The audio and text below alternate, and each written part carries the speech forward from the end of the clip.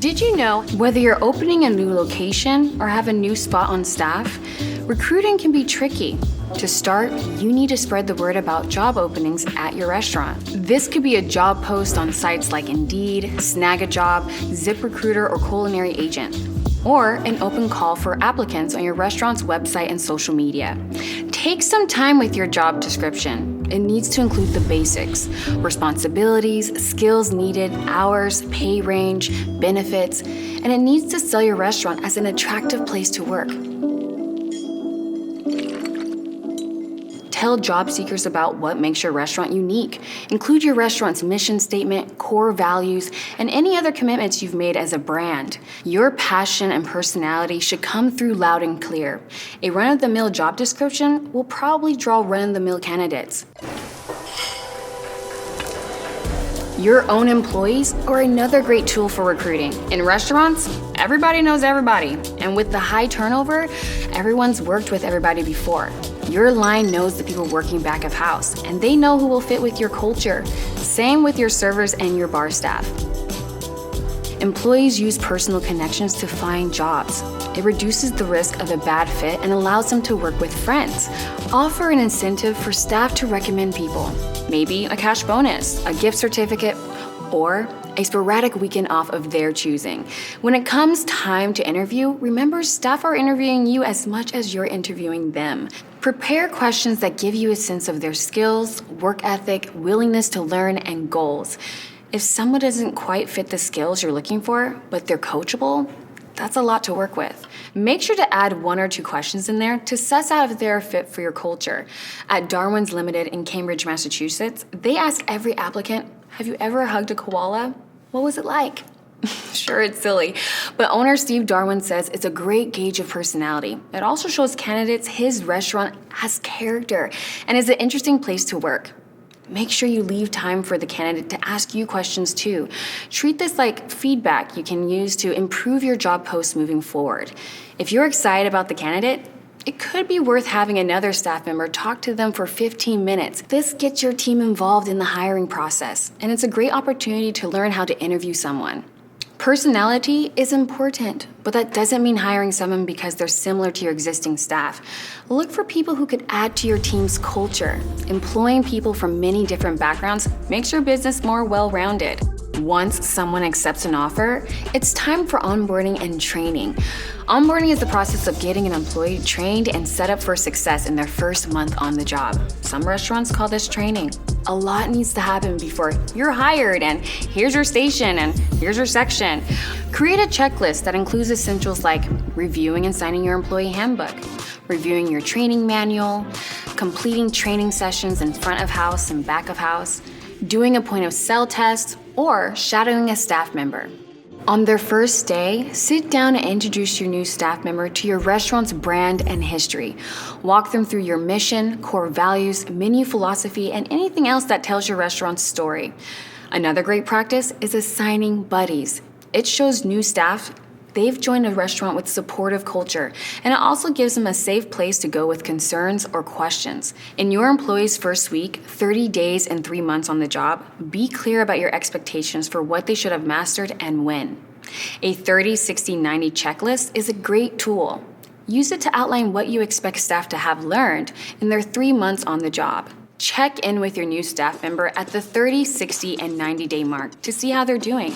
Ask where they could use additional support. That said, staff aren't finished with training after the 3-month mark.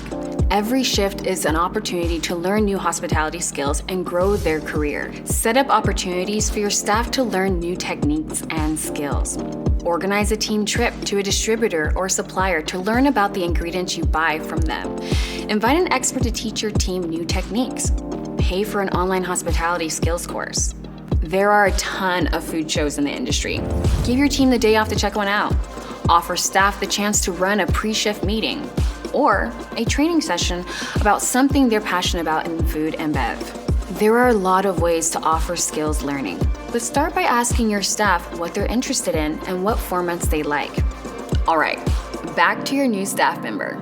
They've gotten through training, they're comfortable on their own, and understand how you run your restaurant. Now it's time to focus on how you can make their experience being an employee worth sticking around for. It's time to talk about the elephant in the room: compensation. As we touched on in Chapter 1, restaurants traditionally pay some version of minimum wage plus tips, or a flat hourly wage somewhere in the middle.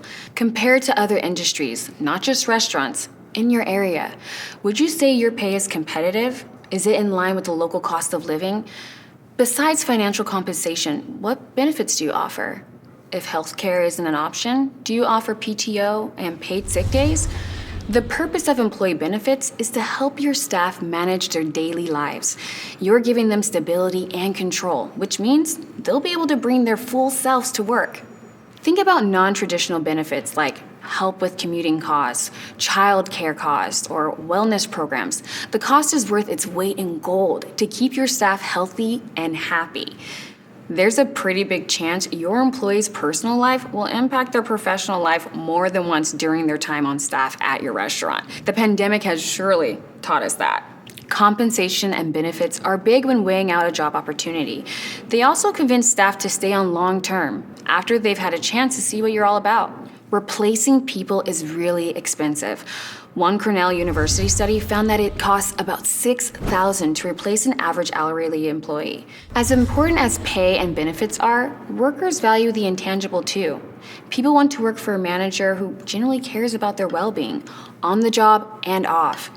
As we said earlier, they want to be treated like humans. Many restaurant staff think of their coworkers and managers as friends or family. That's why in some restaurants, they call staff meal family meal. They don't feel a hierarchy.